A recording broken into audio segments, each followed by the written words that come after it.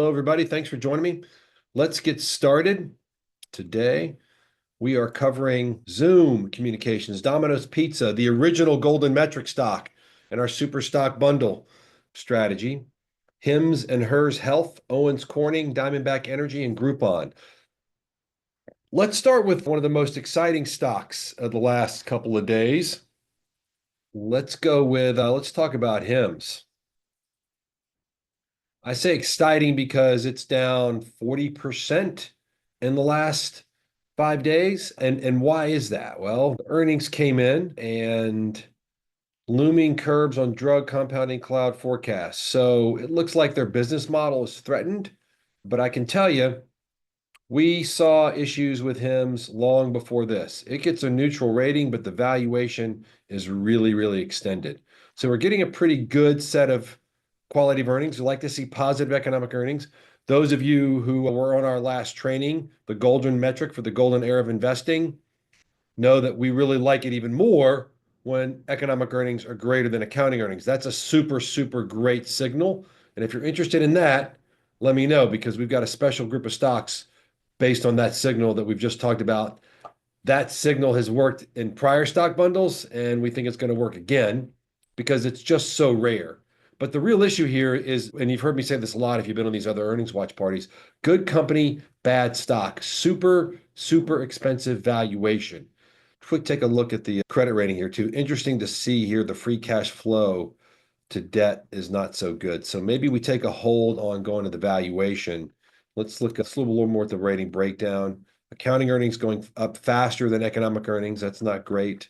Return on capital on the way up. Kind of makes sense. It's an emerging business model. It's getting better and better. We like to see things moving in that direction. But it looks like free cash flow has been consistently negative.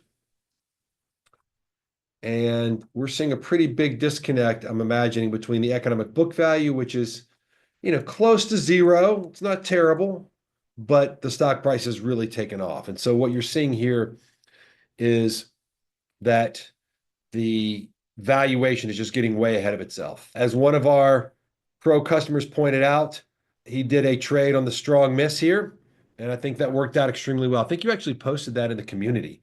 This was a really good short for I think one of our clients here, screaming overvaluation. So when the miss happened, it was going to get crushed, and that's exactly what happened. And let us explain here what this means. Like when you're getting in the orange and red, especially red here for market implied gap, how crazy is the valuation? So we've got a couple scenarios here. Let's go in and see what we had in for optimistic. So consensus estimates are for some really high growth rates going out in the future, and we put in some really high margins for these guys. This is like Facebook, Google, super high return on capital companies for the optimistic scenario. And that scenario doesn't yield a price above $20 or so, but we got to get up to 50.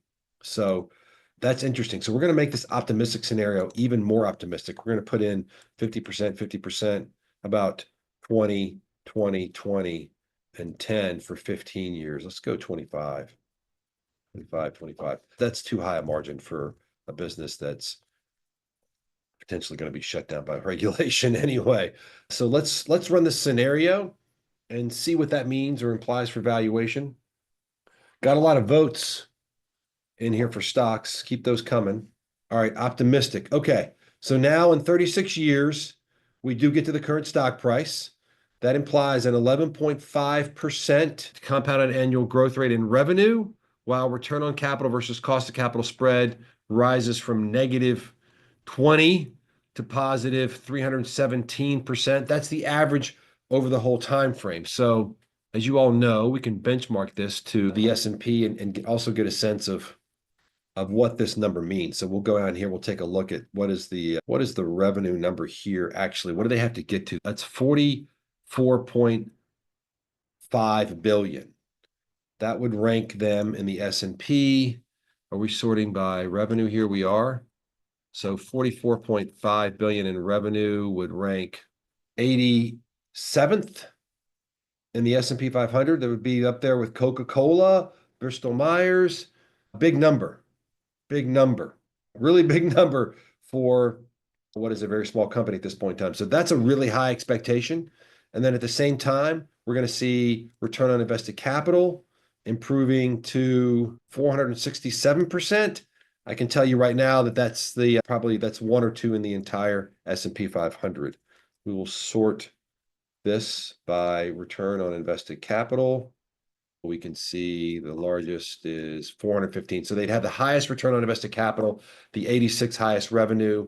That's a pretty impressive level of performance. And that's why when a stock like this has an issue, you're going to see it get crushed by, 40% plus or worse, come way down. I don't know how much of a moat this business has. They're doing a good job selling certain drugs, but like they're not creating the drugs. They're just reselling other stuff that people sell. So I'm not really sure how, it's popular, they did a good job. I'm not sure how big a deal or how good that is, how special it is. So a lot of downside here remains. So it's added earnings distortion, a strong miss. Let's take a look at how different. You can see, yeah, earnings just diverging from accounting earnings. And let's see if we get some details on that. Let's look at the GAAP reconciliation. Hidden items of 2.4 million, reported items 8.7, but ultimately, let's see, these are the gains we're pulling out. These are non-operating expenses we're pulling out. The big adjustment for taxes to reduce, but you're seeing a big difference between GAAP net income and NOPAT, which means probably even bigger difference between GAAP net income and core earnings. Let's see, core earnings and GAAP earnings. Well, it's reported GAAP earnings of 101 and core earnings is just 45. So yeah, these guys, they went on a run here and it looks like they messed with their taxes a bit. So that difference is going to drive it. If we wanted to actually go into more details into where these adjustments come from as an acquisition and related costs, we're pulling out other hidden items, impairments of long-lived assets, we're pulling out. And then this is the other income that I was mentioning before. That's in the most recent 2024 Q3 filing. We go back over time, we can see more differences, etc. Here's the income statement.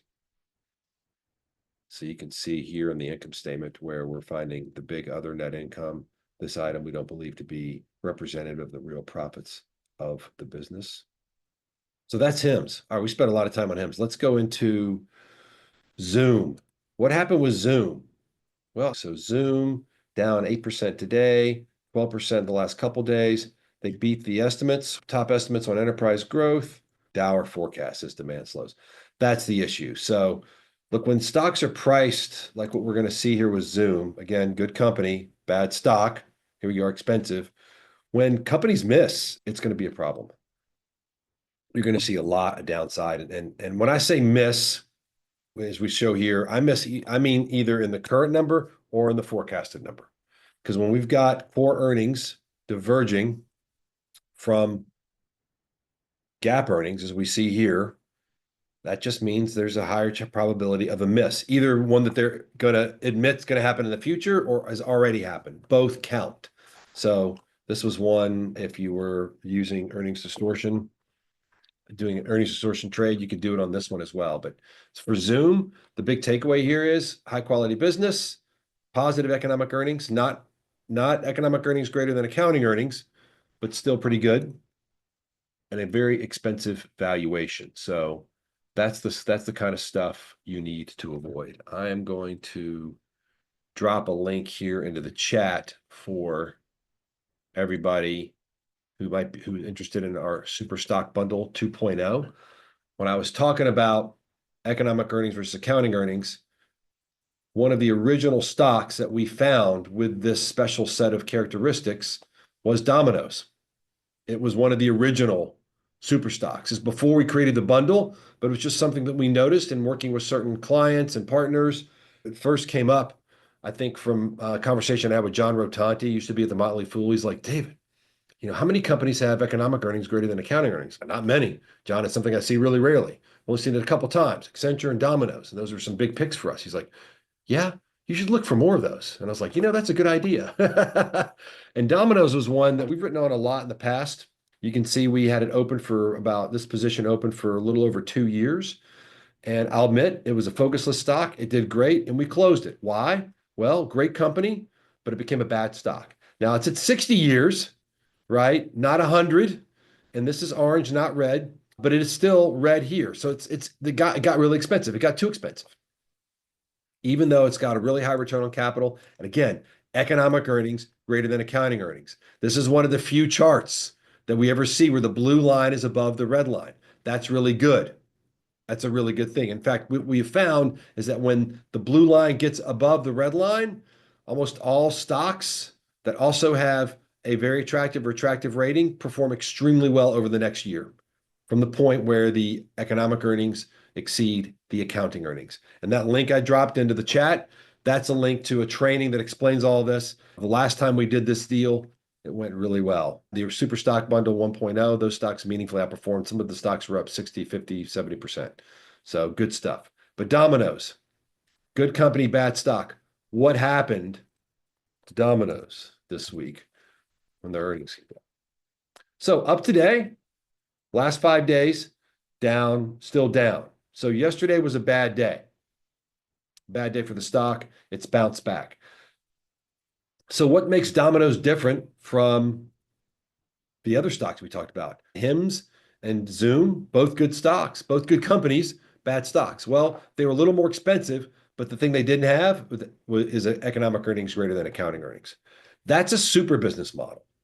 Like I said, it took someone else asking me about it. Like I even dismissed the idea of like creating a special bundle over this idea in the beginning because I just knew it was so rare. But we went back and looked. We covered 6,000 stocks, actively traded companies, not actively traded companies. It's a lot of data in our system. We actually found there's a fair number of them. Not a ton, right? Never more than like a dozen or so at a time, but they are golden. They are golden. So Domino's is a stock that we've liked. It got too expensive and performance sort of, what I would say to be expected from a great stock. Up 12% for the year. I think that's what, around where the S&P 500. How does that compare to the S&P? It's outperformed the S&P 500 this year. So it's still done pretty darn well. Well, I actually see Domino's over the last year has not done as great. Well, the S&P 500 has done well. So it's been done more lately. Yeah, one of our attendees has said that Berkshire's been buying. So, well, that'll help. That'll help a lot. That's something that Berkshire got into. See, Warren Buffett is on the same page as me. He just doesn't see it as fast because he's still reading the filings manually. Hey, he can read them better than anybody else. He still can't read them as fast as a machine. I do remember hearing about that. And I think actually Rotanti was telling me about it because we talked about it. And I told him we were going to close it because we just thought it was too expensive.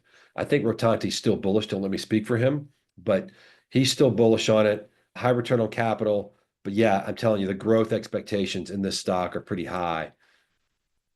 These were the numbers we were looking at before for hims and hers for core earnings versus cap net income. But back to the reverse DCF. Let's see here. Oh, default and optimistic. They're almost exactly the same. So what you're seeing here is a lot of growth over a long period of time. It's interesting. Why would I create an optimistic scenario? So I just want a slightly higher margin because we were actually trying to figure out how to stay bullish on DPZ. This is exactly what we were doing like for the focus list. Kyle and I were going through this and we put in higher growth rates than expected. We put in a higher margin, a little bit lower tax rate. So like our NOPAT margin was about 200 basis points above sort of what it's been in the past. Kind of give them a best case scenario here for Domino's. And we put it in and we're like, that's 60 years of best case scenario. It's time to back off. There are too many other good stocks in our system, like the golden stocks or the super stock bundle. It's too many other fish in the sea. And that's the beauty of our database. We don't have to be so beholden. And I hear you, Mr. Buffett. You're the greatest investor of all time. I've learned a lot from you. I've studied your work for a long time, but it's an expensive stock. And even here you see like if we ramp up the growth rate to the 10%, like almost double what's expected over the next 10 years, and we're still seeing significant margin expansion and return on capital expansion, it still takes a lot of growth over a significant amount of time. And I really think that is very aggressive. This is very aggressive. Look, 10%. Like they haven't done this well since COVID when nobody went out. So it's like it's a great business model, don't get me wrong. It's crowded trade. It's crowded business. I don't know how much more upside they have, how much more efficiency they can pull out of this. Don't get me wrong, love the product. Been eating it since I was a kid. Some of my greatest memories are with my neighborhood friend. He lived up the street. We go to his house all the time because his mom bought him like the Nintendo when it first came out. We were playing Mario Brothers before anybody. He all the cable channels, and his mom orders pizzas all the time. It was heaven. So good times. Love Domino's Pizza. Very fond memories. All right, Owens Corning. This is a stock that has remained on our focus list. It's also one where we had to go into the model because it has performed so well. We had to go in the model and say, okay, what can we reasonably put in here to still give us some upside? And we found it. Not surprisingly, you see the gap is low here, so there's still some upside. Free cash flow, not great. That's all right. Free cash flow could be lumpy, but we're seeing a decent business, good economic earnings, accounting earnings, decent return on invested capital, a cheap valuation. So this remains in our focus list. What happened with earnings for Owens Corning? I believe I looked at these guys down a fair amount, down a good amount over the, wow, year to date. Tough performer down. So not a lot of news on these guys. And that's the case with most of our focus list stocks. These are not things that people are talking about in a big way oftentimes. And so, we're out there, we're looking in places that other people aren't looking. I don't believe in the crowded trade. I don't think that adds a lot of value. I'm not going to try to give you just junk that everyone else has, but it looks like a lot of other people find it a buy. Let's see, news. Its growth beats top line and bottom line estimates, initiates positive outlook. So I guess the outlook wasn't great, or maybe it's just down in sympathy. Maybe the materials and the tariffs and all that. We'll see. Look, what's for sure going to happen is as the market corrects here, in the same ways that Owens Corning was overlooked as a great stock for a long time, it's going to be overly punished.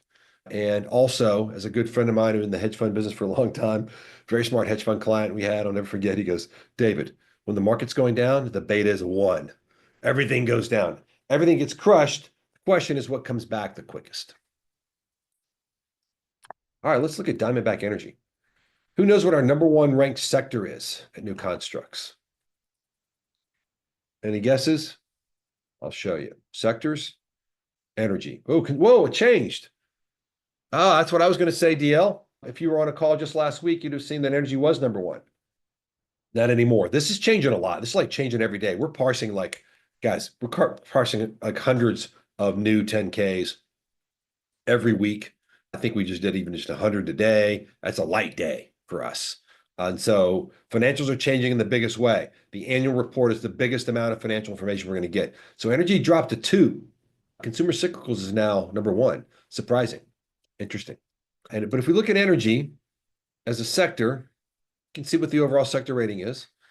FANG is in that sector, but it gets it's not one of our favorite stocks. It's a pretty decent business, but not great otherwise. Now, I would say of all the valuation metrics, this one in our back testing and another stock bundle we called Alpha Stock Bundle, we found that this market implied growth appreciation period metric is like probably the most important valuation metric. So that's interesting, but FANG not looking good these days. What's the news on these guys? Strong results and increases dividend. So FANG would be a stock that I think we could potentially dig into a little bit more. I think that just being bullish on the sector in general, and you can see, wow, look at this stock, up and down, up and down. It's oftentimes the case with a lot of these. Economic earnings are steady. Return on invested capital down here recently. I know we've seen oil prices slump a little bit, but I think we're in a world where the demand and reliability of oil, especially US oil, is going to only get stronger. I think that our energy independence is a strength, and I think that's something that we're going to press on as a society. And I think that's very bullish. So free cash flow really dropped. Oh, I think they did a big acquisition here recently. That's what's going on. That's what that would tell us is a big acquisition. Yeah. Yeah, that's why it's suspended. Doy. Sorry about that, folks. I should have seen that coming sooner. But yeah, suspended rating cause large acquisition. What that really means is like the financials are going to change a lot. We're going to see probably a dip in return on capital and dip in margins, dip in everything. Is just they've got a lot of expenses that are going to be added in. We'll see. Sometimes they can be immediately accretive to return on capital, but usually not.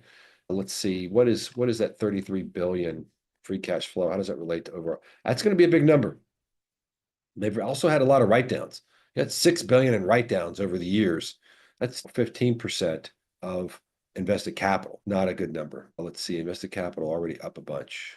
So we can see there, average invested capital not up as much because all that capital hit at the end of the year. So you can see this is a time-weighted average invested capital. So we make sure that we don't penalize the business's measure, our measure of return on capital for all of the capital if it was put on the books at the very end of the year, because they only get the revenue and income from the business for the amount of time the business was closed. So if they close on December 1st, they get 1 month of income and revenue.